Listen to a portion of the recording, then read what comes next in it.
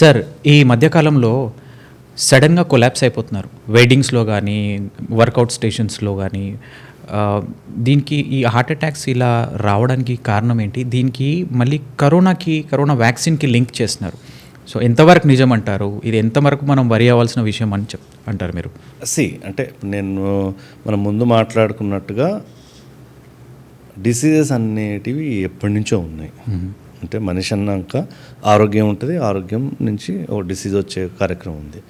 వెనకటి నుంచి మీరు అన్నట్టుగా హార్ట్ అటాక్స్ ఉన్నాయి, క్యాన్సర్లు ఉన్నాయి, or so called killer diseases అంటాం. అంటే అది వస్తే అయ్యో చావేనా, దీనికి అసలు ట్రీట్మెంట్ లేదు, క్యూర్ లేదు, దీని నుంచి బయటపడలేము అనే ఈక్వేషన్లో ఉండే పర్సంటేజ్ చాలా చిన్నదే. ఓకే. అంటే అన్ని డిసీజ్లో తీసుకుంటే అంటే ఒకటే భయం ఏంది అని అంటే చనిపోతామన్న భయం. అంటే సడన్గా కొలాప్స్ అయిపోయిన ఈక్వేషన్లో చనిపోతాము అండ్ ఆ ప్రాపర్ మెడికల్ కేర్ లేకపోతే that is end of the thing. ఇక్కడ రెండోది social media. Yes sir, there are cases sudden deaths, కానీ పర్సంటేజ్ చాలా చిన్నది.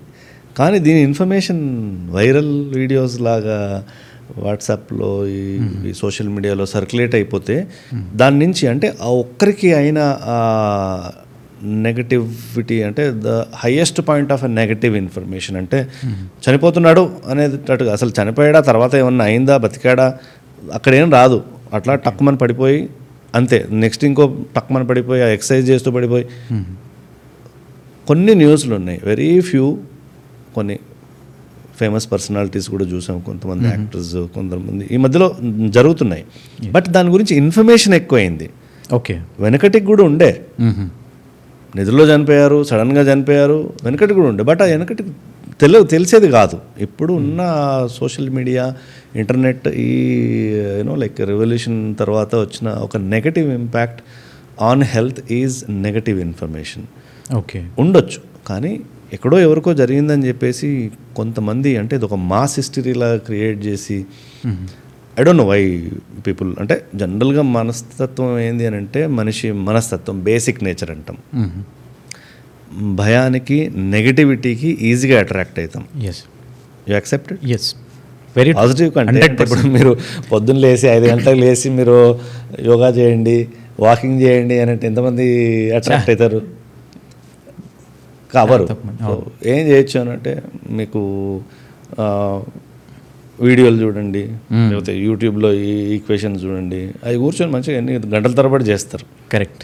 బట్ దానివల్ల నెగిటివ్ పాయింట్స్ ఎక్కువ. నాలెడ్జ్ మేబీ కొంచెం వస్తుండొచ్చేమో, కానీ దాంట్లో ఏదన్నా నెగిటివ్ వీడియో ఉంటే అది ఇంపాక్ట్ ఆన్ మెంటల్ హెల్త్ ఏమవుతుంది? సో ఇది ఒక భయం క్రియేట్ అయిపోతుంది. అంటే అందరూ ఇన్సెక్యూరిటీకి గురవుతారు. మేము ఇంతకుముందు మాట్లాడుకున్నాం, స్ట్రెస్. ఆల్రెడీ మనం బాధల్లో, మన కష్టాల్లో మనం ఆల్రెడీ ఉన్నాం. హెల్త్ ఫ్యాక్టర్, స్ట్రెస్ నుంచే హెల్త్ ఫ్యాక్టర్ వస్తుంది అని అంటే మళ్ళీ మనకు ఆ స్ట్రెస్ని యాడ్ చేసి హెల్త్ విషయంనే చాలా పెద్ద 70 mm స్క్రీన్లో చూపించేసి ఇది నెగటివ్, ఇది మంచిది కాదు. Okay, it is not good, it is going to be very damaging. అంటే ఇప్పుడు కరోనా వచ్చింది, ఓకే, చనిపోయారు, ఎస్, చాలామంది చనిపోయారు అనుకుంటాం. ఎంత పర్సెంటేజ్ అండి? You can see on the net, అంటే ఎంతమంది చనిపోయారు, ఎంత పాపులేషను, దాంట్లో ఎంతమంది పోయినారు. అండ్ ఈ డ్యూరేషన్లో పోయిన దానికి మీకు స్టాటిస్టిక్స్ అంతకంటే ముందు రెగ్యులర్గా రోజు చనిపోయేవారి సంఖ్య చాలా తక్కువ. ఓకే, అప్పుడు ఓన్లీ కరోనా వల్ల చనిపోయారు. లాక్డౌన్ పీరియడ్లో వీ హ్యావ్ సీన్, అంటే అందరూ హ్యాపీగా ఇంట్లోనే ఫ్యామిలీ టైం ఉండి, మంచి ఫ్రీ టైం ఉండి, ఎక్కువ ఏం టెన్షన్స్ లేకుండా, ఈ ఖర్చులు, ఆ ఖర్చులు, ఇక్కడికి ఫంక్షన్ పోవాలి, అయ్యో వాళ్ళు ఏమనుకుంటారో, వీళ్ళు అనుకుంటారు, ఏం లేదు. హెల్త్ ఆటోమేటిక్గా రెస్టోర్ అయింది, అది అందరికీ తెలుసు. అంటే చాలా తక్కువ మంది సిక్కారు, వస్తే కరోనా వచ్చింది, లేకపోతే ఏం లేదు.